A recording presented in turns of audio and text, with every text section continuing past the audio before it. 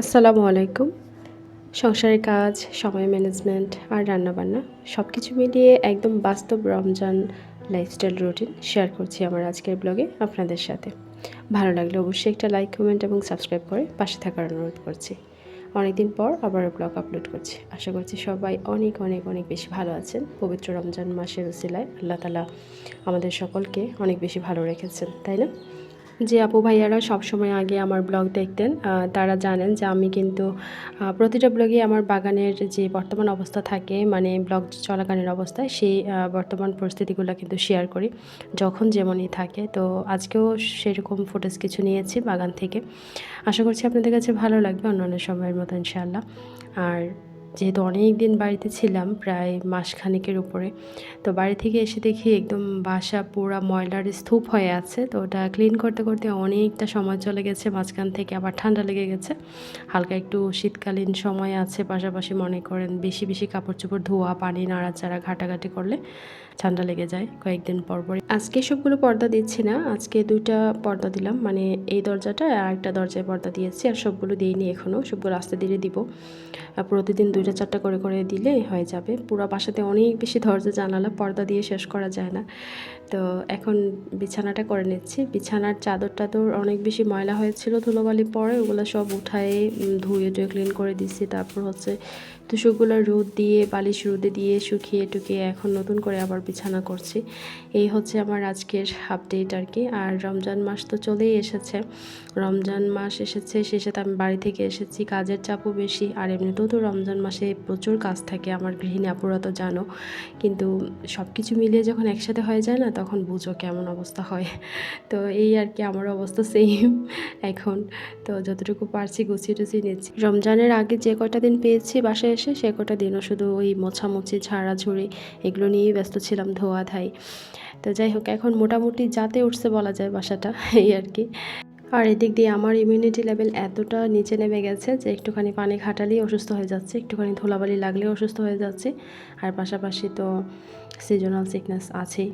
তো এই হচ্ছে বাসার আপডেট আজকে। দেখেন, আপনারাই জানেন কমেন্ট করে কেমন হলো। গোছানোর আগে যে পরিস্থিতিটা ছিল, সেটা যদি আপনাদের সাথে এট এ গ্লান্স শেয়ার করতে পারতাম, তাহলে আপনারা বিফোর আফটারের যে দৃশ্যটা, সেটা খুব সহজে ক্যাচ করতে পারতেন এবং কমেন্ট করেও জানাতে পারতেন আসলে। তো সেটা নেইনি আসলে, আমি ভয় পাচ্ছিলাম সেটা কি করে ক্যামেরাতে নেওয়া যায় কিনা। আর এদিকে হচ্ছে আমার সাহরির জন্য রান্নার প্রিপারেশনটা শুরু হয়ে গেছে। আমি একটু বিফ ভুনা করে রাখবো। তো রেসিপি আকারে আপনাদের সাথে হালকা একটু করে শেয়ার করছি, আপনারা দেখে আশা করি বুঝতে পারছেন। এখানে শাহি জিরা, তারপর হচ্ছে জায়ফল, জয়ত্রী, তারপর হচ্ছে স্টার মশলার একটা পাপড়ি আর জিরা, এগুলো সব একসাথে করে হাতে একটু ডলে নিচ্ছি। ডলে দিলে কিন্তু ফ্লেভারটা খুব সুন্দর ছড়ায়। তো এই রান্নাটা শেষ করে তারপর হচ্ছে গিয়ে আমি ইফতার প্রস্তুত করব। আর এখানে তো গরম মশলা যা যা লাগে সবই দিচ্ছি, আপনারা স্ক্রিনে একটু খেয়াল করলেই দেখবেন। আমি জানি আমার আপুরা অনেক বেশি ভালো রান্না করতে পারে, আমার চেয়েও অনেক বেশি ভালো রান্না করতে পারে। তবুও হচ্ছে ব্লগে শেয়ার করার জন্য আসলে অনেক সময় দিতে হয় এগুলা। পুরো রান্নাটা হাতে মেখে করব, আর সাথে সরিষার তেল অ্যাড করে দিয়েছি। এবার সুন্দর করে একসাথে মিশিয়ে নিয়ে বসিয়ে দিব আর কি আস্তে ধীরে। আমি জানি আমার অনেক ভাইয়ারাও আছেন যারা কিনা আমার ব্লগ পছন্দ করেন এবং কমেন্টও করেন মাঝে মাঝে। তো সেই জায়গা থেকে আসলে আমি আজকের যে রেসিপিটা শেয়ার করছি, এটা হচ্ছে ভাইয়াদের জন্য উপকার হবে। অনেক সময় হয় না, ভাইয়ারা একা বাসায় থাকেন বা রান্না করেন, যেমন আমার হাজব্যান্ড গত মাসে কিন্তু পুরাই একা ছিল। তো ও তো নিজের জন্য কিছু না কিছু রান্না করতে হয়েছে মাঝে মাঝে। এরকম হুটহাট করে রান্নাঘরে ঢুকে কিন্তু সহজে রান্না করা যায় না, যেমনটা আমরা হ্যান্ডেল করতে পারি। তো যাই হোক, আমার ভাইয়াদেরও আজকের রেসিপিটা কাজে আসবে, কারণ সব একসাথে করে হাতে মেখে বসিয়ে দিলে কিন্তু রান্নাটা সহজেই করা যায় এবং খেতেও কিন্তু অনেক টেস্টি হয়। উপকরণ এবং পরিমাণ ঠিক রাখলে রান্না সবসময়ই বেস্ট একটা রেজাল্ট পাওয়া যায়। এবং আসলে মশলা বা উপকরণে গরমিল হলেই রান্নাটা একটু বিগড়ে যায় আর কি। তো আমি সব একসাথে হাতে মেখে প্রেশার কুকারে বসিয়ে দিচ্ছি, কারণ আমার দ্রুত রান্নাটা সারতে হবে। আর রমজান মাস তো শুধু রান্না বাড়া আর খাওয়া দাওয়া নিয়ে পড়ে থাকার জন্য নয়, এখানে আরও অনেক কিছু থাকে। তো যাই হোক, আমি রান্নাটা এক সাইডে বসিয়ে দিলাম, আর এদিকে আলু কিছু ভেজে নিচ্ছি। ভাজা আলু গরুর মাংসের সাথে দিলে কিন্তু অনেক বেশি ভালো লাগে। আর আলু ভাজার আগে চাইলে আমি হলুদ এবং লবণ দিয়ে একসাথে আমি ম্যারিনেট করে নিতে পারতাম, কিন্তু ভাবলাম অল্প কটা আলুর জন্য আর আলাদাভাবে না করে একসাথে দিয়ে দিব, দিয়ে ভেজে নিব। আর এদিকে কিছু পেঁয়াজ দিয়ে দিলাম। পেঁয়াজগুলো ভেজে বেরেস্তা করে তার মধ্যে হচ্ছে আমি আলুগুলো দিয়ে দিব, মানে পেঁয়াজগুলো যখন ভাজা ভাজা বেরেস্তা টাইপ হয়ে যাবে তখন আলুগুলো দিয়ে ওর মধ্যে প্রেসার কুকারে যে মাংসটাকে সিটি দিয়ে রান্না করে নিয়েছি তখন সেই মাংসটা হচ্ছে ঢেলে দিব। তাহলে হচ্ছে গিয়ে পুরো রান্নাটাই এখন আলাদা একটা প্রসেসিংয়ের মধ্য দিয়ে যাবে। এবং আপনারা এইভাবে জাস্ট 2 টাইমে এভাবে রান্নাটাকে করে দেখবেন। সব কিছুই আসলে একেকটার একেক রকম টেস্ট আসে। সব কিছুর টেস্ট একরকম আসে না, আমি আসলে এটা বলতে চাচ্ছি। যখন রান্নার মধ্যে একটু ভিন্নতা চলে আসে, যখন রেসিপির সব কিছুতেই একটু অদল-বদল করবেন না? কিছুটা অদল-বদল করলেই দেখবেন যে টেস্টও কিন্তু অনেক বেশি বেড়ে যায়, ফ্লেভার অনেক বেশি এনহ্যান্স হয়। আরেকটা জিনিস একটু খেয়াল করলে দেখবেন, আমি কিন্তু আজকের ব্লগে রিয়েল যে সাউন্ডটা আছে সেটা রাখারও চেষ্টা করেছি অল্প স্বল্প। তো এটা আপনাদের কাছে কেমন লেগেছে এটা কমেন্ট করে জানাবেন কাইন্ডলি। কারণ যদি আপনাদের কাছে অ্যাকসেপ্টেবল না হয় সেক্ষেত্রে আমি সেটা অফ করে দিয়ে শুধু ভয়েসটা রাখবো। তো আশা করছি আপনাদের কাছে খারাপ লাগার কথা নয়, তবুও যদি কারোর কাছে খারাপ লাগে বা ভালো লাগে আপনাদের অনুভূতিটুকুন শেয়ার করলে অনেক বেশি খুশি হব। এবং সবচেয়ে বেশি ভালো লাগছে আলহামদুলিল্লাহ, আল্লাহর অশেষ রহমতে আমি এখন অনেকটা সুস্থ এবং আপনাদের সাথে আবারও কানেক্টেড হতে পেরেছি। আমার জার্নিটাই আসলে এরকম, কেন জানি এরকম হয়ে গেছে। আমি যতই চাই আপনাদের সাথে অনেক বেশি কানেক্টেড থাকবো, তত বেশি করে আপনাদের থেকে দূরে চলে যাচ্ছি। এবং বেশ কিছু স্ট্রং রিজন থাকে তার পেছনে, আর রিজনগুলো এত বেশি স্ট্রং হয় যে আমাকে দীর্ঘ সময় ধরে আপনাদের সাথে ডিসকানেক্টেড হয়ে যেতে হয়। যার ফলে যেটা হয়েছে, আমার চ্যানেলটা কিন্তু আবারও ডাউন হয়ে গেছে। আপনারা ফলো করলে দেখবেন আমার ভিডিওগুলো কিন্তু র্যাঙ্কে যাচ্ছে না, বা নোটিফিকেশন সাবস্ক্রাইবারদের কাছে পৌঁছাচ্ছে না, বা ডিস্ট্রিবিউট করছে না ইউটিউব। তো এটা থাকবে, আমি এটা ডিলিট করব না, বা কি বলে এটাকে মানে প্রাইভেটও করে রাখবো না, এটা থাকবে যেভাবে আছে ঠিক সেভাবেই থাকবে। ধরেন আমি যখন প্রথম নতুন ছিলাম ইউটিউবে তখন তো আমার ব্লগগুলো কেউ দেখতো না, ঠিক এরকমই 30টা 25টা বা ইউটিউব যে কটা দিয়েছে সে কটাই ছিল। তো সেখান থেকেই তো আস্তে ধীরে র্যাঙ্কে এসেছে।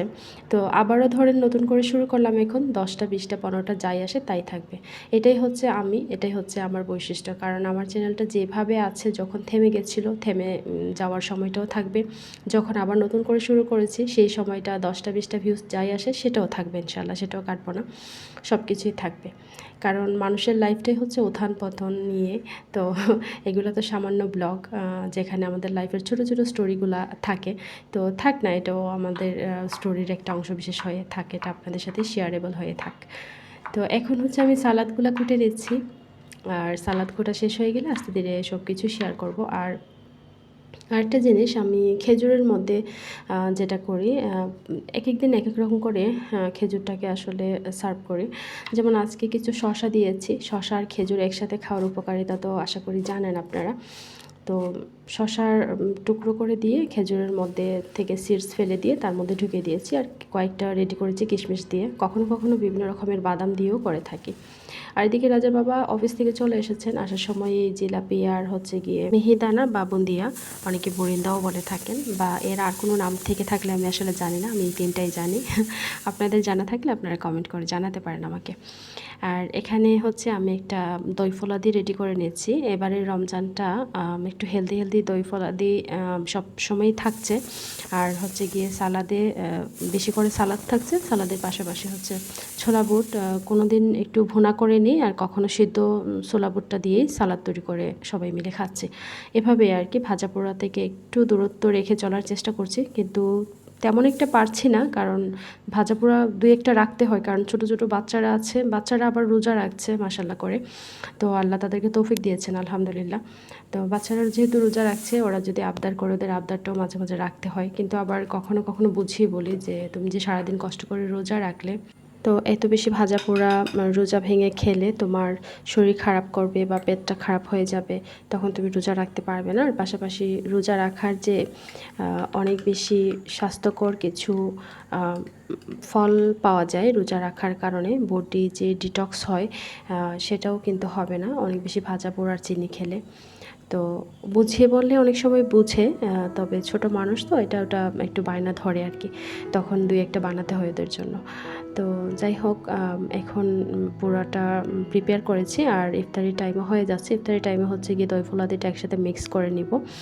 আর দই ফোলা দিতেও আমি টক দই দিয়েই পছন্দ করি, কিন্তু রাজের বাবা আবার টক দই খেতে পারে না, তার সাথে মিষ্টি দই আবার একটুখানি চিনিও দেওয়া লাগে, না হলে এটাও অ্যাভয়েড করতাম। আর শরবত তো টোটালি আমি বাদই দিয়ে দিয়েছি, এবার নর্মাল পানি দিয়ে জাস্ট রোজাটা ভাঙছি আমরা, কারণ শরবতের মধ্যেও কিন্তু এক গাদা চিনি দিতে হয়। চাচ্ছি চিনিটাকে পুরোপুরি স্কিপ করা যায় কিনা, তবে একবারে তো পারবো না, ধীরে ধীরে করতে হবে আর কি, কারণ এটা দীর্ঘদিনের পুরাতন অভ্যাস।